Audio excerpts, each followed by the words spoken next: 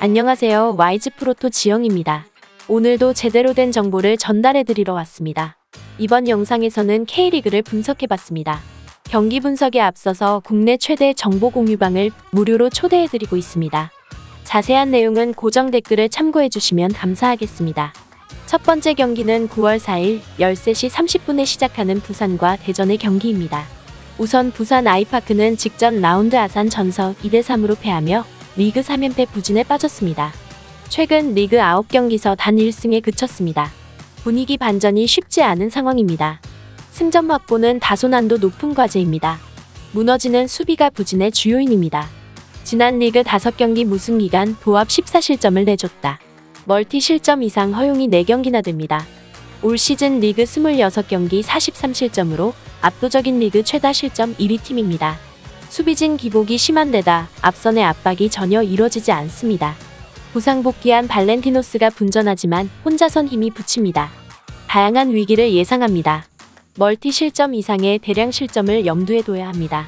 심지어 직전 라운드 이후 페레즈 감독은 올 시즌 팀 방향성을 바로 잡았습니다. 경기 후 기자회견서 시즌 시작부터 순위 목표를 세운 바 없다고 말한 데 이어 기반을 다지는 한 해로 끌고 가고자 한다는 의지를 밝혔습니다. 사실상 시즌 포기 선언입니다. 물론 연막일 수도 있지만 박정인 부상이 길어지고 안병준에게만 의존하는 플레이로는 승점을 따낼 수 없습니다. 패배 확률이 높다는 점은 부정할 수 없습니다. 이어서 대전 하나 시티즈는 직전 라운드 부천 전서 2대4로 충격패를 당했습니다.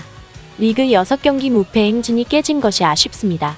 허나 경기 내용 자체가 밀린 것은 아니었고 꾸준한 흐름을 타고 있었기에 빠른 반전이 가능해 보입니다. 이번 라운드 주도권을 빼서 승기를 잡을 예정입니다. 공격 성과가 잘 나는 중입니다. 시즌 중반까지 최악의 퍼포먼스를 보여주던 바이오가 2경기 연속골로 부활했고 이선에선 마사가 부상 복귀에 양질의 패스를 일선에 공급합니다.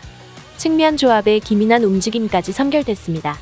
수비 제어가 되지 않는 상대 수비를 공략해 멀티 득점 이상을 뽑아낼 것으로 보입니다. 후방 안정감 또한 상대보다 낮습니다. 직전 라운드 대패가 신경 쓰이지만 이이움을 축으로 하는 수비 라인의 기량 자체는 일정 수준을 유지합니다.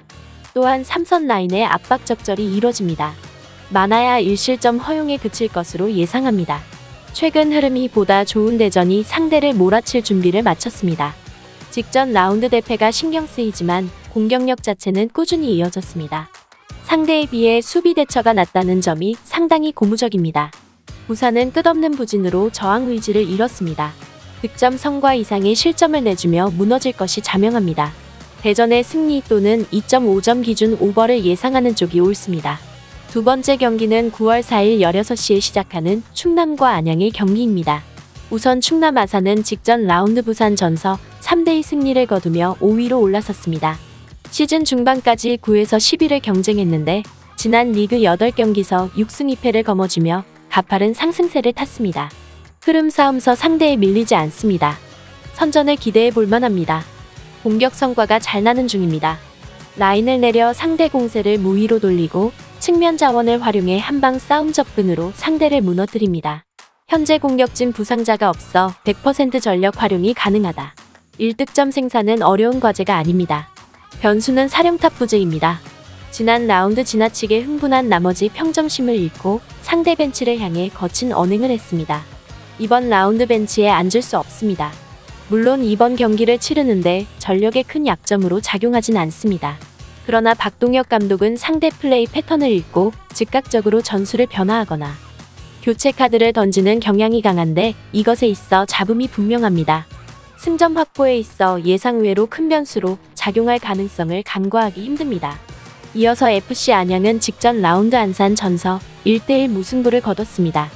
연승이 끊겼다는 점은 아쉽지만 리그 5경기 무패로 꾸준한 결과물을 내고 있다는 게 반갑습니다. 전력 싸움서도 한 수 위를 점합니다. 승점 3점에 가깝다는 점은 부정할 수 없는 사실입니다. 조나탄이 대표팀 차출로 결장하지만 부상이 길어질 것으로 예상됐던 아코스티 복귀 시점이 단축될 수 있다고 전합니다. 물론 아직 출전에 속단하지 못하지만 그가 출전한다면 단단한 상대 수비 조직을 파괴할 수 있습니다.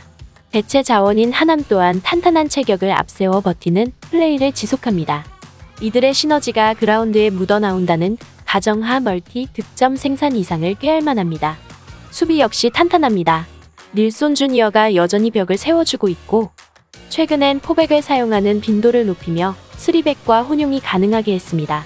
심지어 상대 전적서 절대 우세를 보입니다. 지난 5차례 맞대결서 4승 1무를 거뒀는데 단 3실점 허용에 그쳤습니다. 상대 부분 전술에 유연한 대처가 가능했습니다. 이번 라운드 역시 많아야 1실점 허용에 그칠 것으로 보입니다. 최근 매서운 상승세를 타고 있는 아산이 상대를 몰아칠 준비를 마쳤습니다. 공수 성과가 잘 일어나고 있다는 점은 반갑지만 역대 전적을 고려했을 때 상대에 유독 약했습니다. 상대 수비 조직을 무너뜨리는 데 힘이 붙입니다. 안양이 이를 활용해 상대 약점을 집요하게 노립니다. 이번 라운드 결과로 1위 탈환에 성공할 수 있어 동기부여 측면서도 우위를 보입니다. 팽팽한 접전 끝 안양 진땀승이 유력합니다. 안양의 승리 또는 2.5점 기준 오버를 예상하는 쪽이 옳습니다. 이번 영상에서는 K리그를 분석해봤습니다. 오늘 영상이 좋은 참고자료가 되셨길 바랍니다. 또 국내 최대 정보 공유방이 있으니 고정 댓글 참고해주시면 감사하겠습니다. 저는 와이즈 프로토의 지영이었습니다. 구독과 좋아요 알람 설정 꼭 눌러주세요.